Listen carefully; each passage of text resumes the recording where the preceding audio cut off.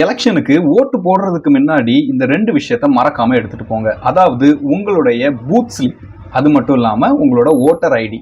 இந்த booth slip வந்துட்டு பார்த்தீங்கன்னா, உங்களோட ஏரியால இருக்கிற வார்டு மெம்பர் அவங்க கிட்ட கேட்டு அதை நீங்க வாங்கிக்கலாம். அப்படி இல்ல அப்படின்னா, உங்களோட நார்மல் மெசேஜ்ல போயிட்டு 1950 அப்படின்னு டைப் பண்ணிட்டு, கீழே அந்த மெசேஜ் டைப் பண்ற இடத்துல ECI அப்படின்னு கேபிட்டல் லெட்டர்ல டைப் பண்ணிட்டு, ஒரு ஸ்பேஸ் விட்டு உங்களோட ஓட்டர் ஐடியில் இருக்கிற அந்த நம்பரை டைப் பண்ணீங்க, அப்படி சென்ட் பண்ணீங்க அப்படின்னா, உங்களோட அதாவது அந்த பூத் நம்பர் எல்லாமே வந்துட்டு உங்களுக்கு ஒரு மெசேஜாக கொடுத்துடுவாங்க. ஸோ அதாவது வந்து எலெக்ஷன் கமிஷன் ஆஃப் இந்தியாவிலேருந்து உங்களுக்கு அந்த மெசேஜ் வரதை நீங்கள் பார்க்கலாம்.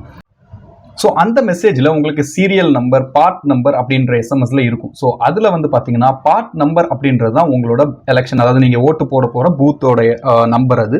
ஸோ நீங்கள் வந்துட்டு மேக்ஸிமம் பார்த்தீங்கன்னா ஸ்கூல்ஸ் அந்த மாதிரி இடத்துல தான் வந்து இந்த போலிங் வந்து நடக்கும். ஸோ அந்த ஸ்கூல் இன்ஃப்ரண்ட் ஆஃப் அந்த ஸ்கூல் பார்த்தீங்கன்னா அங்கே ஒரு பெரிய பேனர், அதாவது ஃப்ளெக்ஸ் பேனர் வச்சிருப்பாங்க. ஸோ அதில் போனீங்கன்னா உங்களோட பூத் நம்பருக்கான அந்த இது கொடுத்துருப்பாங்க அந்த வரைபடத்தில். ஸோ அதை கரெக்டாக நீங்கள் பார்த்துட்டு அந்த பூத்துக்குள்ளே போனீங்க அப்படின்னா அதுதான் உங்களோட சரியான பூத்தாக இருக்கும்.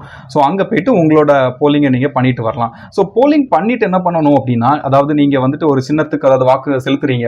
ஸோ ஒரு 7 செகண்ட் வெயிட் பண்ணி அந்த பக்கத்தில் இருக்கிற அந்த பேலட் யூனிட் பக்கத்தில் இருக்கிற மிஷினில் வந்து அதாவது நீங்கள் ஓட்டு போட்ட சின்னம் தான் இருக்குதா அப்படின்னு ஒரு 7 செகண்ட்ஸ் வெயிட் பண்ணி செக் பண்ணிட்டு அது சரியா இருந்துச்சு அப்படின்னா நீங்கள் வந்து வெளியே வந்துடலாம். ஸோ அதில் ஏதாவது ஒரு சேஞ்சஸ் இருந்துச்சு அப்படின்னா நீங்கள் அங்கே இருக்கிற ஸ்டாஃப்ஸ், அதாவது ஆஃபீஸர்ஸ் கிட்ட நீங்கள் அதை வந்து சொல்லி கிளாரிஃபை பண்ணிக்கலாம்.